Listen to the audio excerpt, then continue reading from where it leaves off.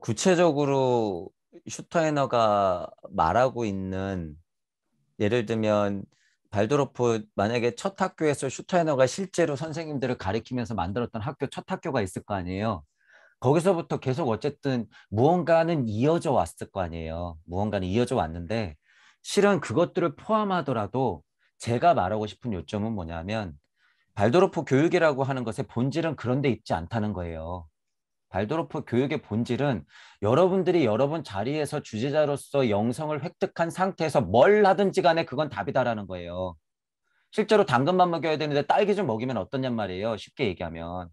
그래서 내가 주체가 돼 있고 내가 주체가 된 부모로서 진짜 알물 안 부모로서의 상태, 내가 진짜 선생님으로서의 그런 슈타이너가 알려주고 있는 영성을 회복한 상태면 그 어떤 교육도 해볼 만하다 그거예요. 그게 먼저지. 그저 100년 동안 슈타이너가 가르쳐준 대로 기계적으로 이어온 그거 버리는 게 낫죠. 버리는 게 나아. 그거 다 수도하고 슈타이너가 말하는 영성회복, 진짜 영성회복, 진짜 사고의 자유의 철학을 할 수 있는 사람들로서 먼저 거듭나는 게 먼저라라는 거예요. 먼저다. 그 얘기가 중요한 거예요. 그 얘기. 박 선생님도 지금 그 작업을 하고 싶은 거예요. 그러니까 선생님을 육성하고 싶은 거죠. 진짜 선생님을. 그리고 또한 그것에 연장돼서 생각한다고 하면 슈타이너를 제대로 배운 사람들이 그 방법들을 배워서 자기 나름대로 풀어가면서 현실에 풀 수 있는 것들 또한 연구하면서 현실적으로 접근하자. 이렇게 얘기하면 순서가 맞죠. 그런데 지금 이미 뿌려져 있고 그런 거와 아무 상관없는 사람들이 그냥 보육의 의미만 있는 사람들이 그 수준에 있는 사람들이 누군가를 그렇게 가르친다고 하면서 발도르프를 한다고 얘기하는 건 완전 말도 안 된다는 거예요. 그리고 게다가 목에 힘주고 뭐야 어디 뭐 독일인이 어디니 가서 진짜 발도르프 배워왔다고 하는 사람들이 몇 마디 하는 거 보면 그냥 다 물질력 안에서 있는 방법론이야. 이렇게 가르쳐라 저렇게 가르쳐라 막 이러면서. 그게 뭐예요? 자기가 슈타이너가 돼야지 먼저. 누가 뭐 기술자 키웠나? 그런 건 아니잖아요. 그런 차원에서 얘기하는 거죠. 선생님들부터가 먼저 이 근본으로부터의 개혁, 열린 마음과 균형 잡힌 사고로 슈타이너가 하는 사고를 해야죠. 그렇게 해서 진정한 자유의 철학을 구현할 수 있는 사람이 되는 것, 개별자가 보편자가 되는 것, 그렇게 돼야 되는 게 슈타이너의 진정한 가르침이다. 그거죠. 실제로 그렇게 되면요, 시비 강강 뭐 이 뭐 역동농업이 이런 거 실은 별게 아니에요. 중요하지가 않아요. 실은 그렇게 중요하지가 않아. 하지만 아이들에 대한 그 나이대의 특성에 대해서는 알고 접근하는 건 굉장히 중요하긴 하죠. 그렇게 기초적으로 알려준 거에 대해서는 그나마 뭐 잘들 알고 계시니까. 그 정도만 뭐 이해하시면 될 것 같아요. 그 부분에 대해서는.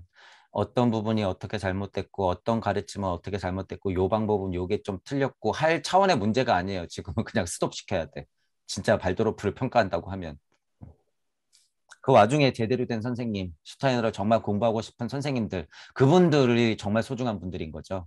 그러니까 예를 들어서 우리가 들어가 있는 협동조합에 보면 그 박 선생님의 강의의 포인트 중에서도 특히나 이 영성회복에 관한 부분에 대해서 굉장히 동의를 하고 계신 분들이 있어요. 그러니까 그런 분들이 소중하다는 거예요. 그런 분들이 종이접기를 좀 자기 마음대로 하면 어때?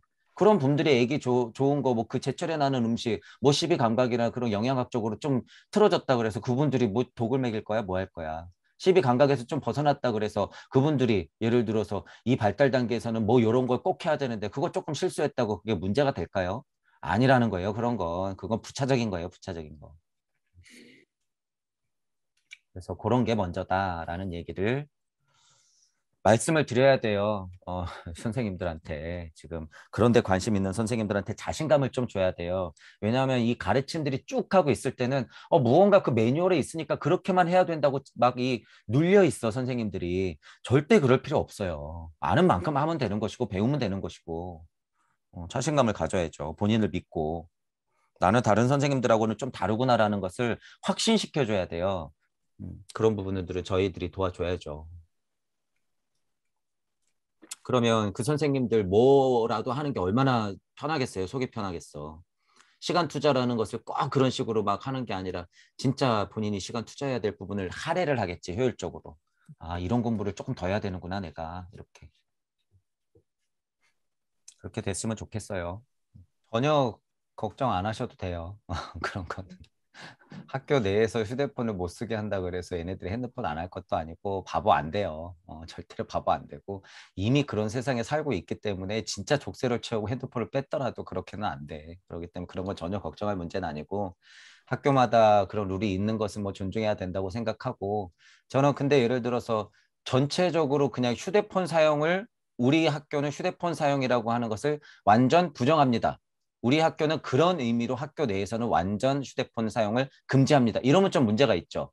이러면. 왜냐하면 휴대폰이라고 하는 이 물질문명의 결과물을 완전 부정해버리는 거잖아요. 이건 그냥 뭐 형이상학적 관념론하고 똑같은 거예요.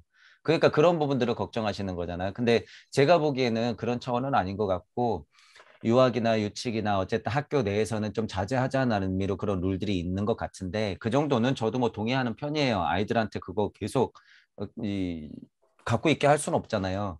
그리고 중요한 건 뭐냐면 어, 여러분들이 이제 어쨌든 공부하는 입장에서도 제가 이제 뭐 술, 담배 뭐 이제 이런 얘기 많이 하잖아요. 해결 방법은 뜯어 말린다고 되는 게 아니에요. 뭐든지 이건 알잖아. 누구나 알잖아. 어떻게 해야 돼요? 관심이 거기서 없어지게 해야 되는 거죠. 그러면은 어른들이 할 일은 뭐예요? 너 핸드폰 하지 마, 휴대폰 하지 마. 자기도 방에 처박혀가지고 3시간, 4시간 게임하면서 애들한테 가르친다는 것 자체가 말도 안 되고 어쨌든 그러면서 하지 마, 하지 마, 빼서 너 몇 시부터 몇 시까지는 돼. 이게 과연 맞냔 말이에요. 물론 어렵죠. 하지만 근본적으로 할 수 있는 방법이라고 하는 건 아이들이 핸드폰 말고도 재밌는 게 많아야 된다는 거예요. 이런 차원에서 핸드폰 말고 재밌는 게 많도록 선생님들이 연습하면서 우리 학교에서는 핸드폰은 자제합니다라는 식으로 들어올 때는 좀 하고 나갈 때는 드릴게요. 이런 식으로 동의받는 거는 얼마든지 동의하죠. 얼마든지.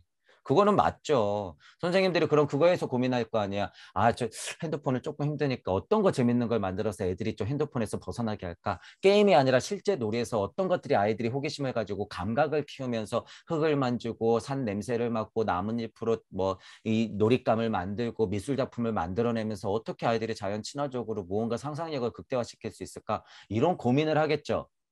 선생님과 아이들이 같이 그런 시간에 투자하면서 핸드폰에서 그냥 자연스럽게 멀어진 상태. 이게 중요한 거예요. 교육이 해야 될 건. 그게 어른들이 해야 될 몫이라는 거죠. 저조차도 뭐 핸드폰 맨날 들고 있는데요, 뭐. 이거 어떻게 하냔 말이에요. 우리들은 어쨌든 이걸 방편 삼아서 우리 지금 강의해야 되니까 하고 있잖아요. 여러분들 자체도 이거 어떻게 놓을 거예요? 여기 정보가 다 있는데 불가능해요. 지금은 불가능해. 그러니까 내가 이것을 사용하느냐 안 하느냐의 문제죠. 이것에 끄달리느냐 안 끄달리느냐의 문제가 아니라 사용하느냐 마느냐 이런 거잖아요. 그러니까 그렇게 접근해야 된다는 거죠.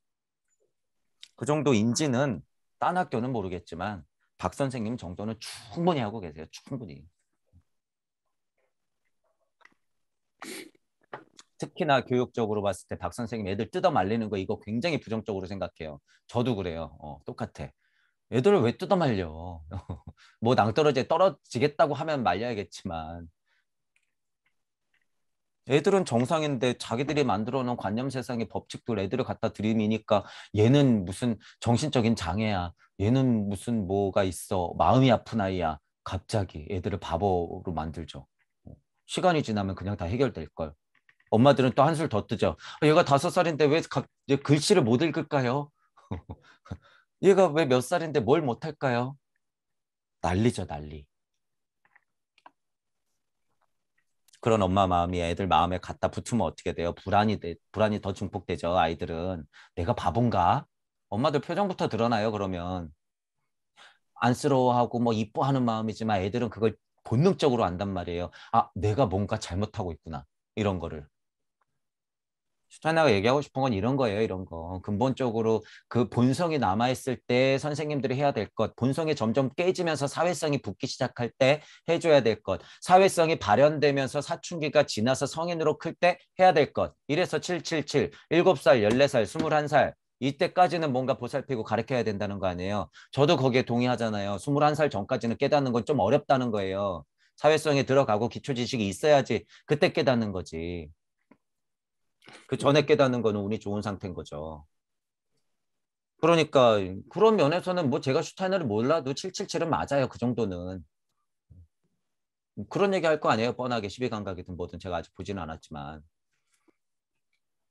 이치적으로 보면 다 그게 맞는 거죠. 그걸 더 깊이 설명하면 의지가 나와서 이치가 풀어졌을 때 본성이 나올 때는 그 본성에 충실하기 때문에 아이들이 사탕을 물고 있는 거잖아요. 사탕이 뭐 좋아서 물어 단맛도 물론 있지만 무언가 빨고 싶은 거예요. 아이들은 본능적으로 보호받고 싶고 쥐고 싶은 느낌이 있는 거죠. 그럼 그 나이 때 아이들이 표출할 수 있는 본성이 살았을 때 교육과 그것들이 조금씩 깨지면서 스스로 맛을 감별하면서 맛있는 걸 찾아다니고 엄마 아빠를 부르기 시작하면서 한 글자 뭐 이제 숫자 이런 것들이 보이면서 애들이 무언가 막 만지고 싶어 하고 관찰하고 싶어 하고 이럴 때 막 7살 넘어가면서 이럴 때 그러면 좀 지나면 어떻게 돼요? 사회성이 점점 붙고 나와 남이 비교가 되기 시작하니까 어떻게 돼? 본성이 점점 사회성으로 발현이 되는 거죠. 게다가 어떻게 몸쪽으로도 성징이 일어나. 그러니까 자기와도 괴리가 갑자기 생겨. 여자애들은 생리를 하기 시작하고 남자애들은 성욕이 막 폭발하기 시작하고 여자에 대해서 궁금하기 시작해. 그러면 어른들은 어떻게 돼요? 거기서 적절하게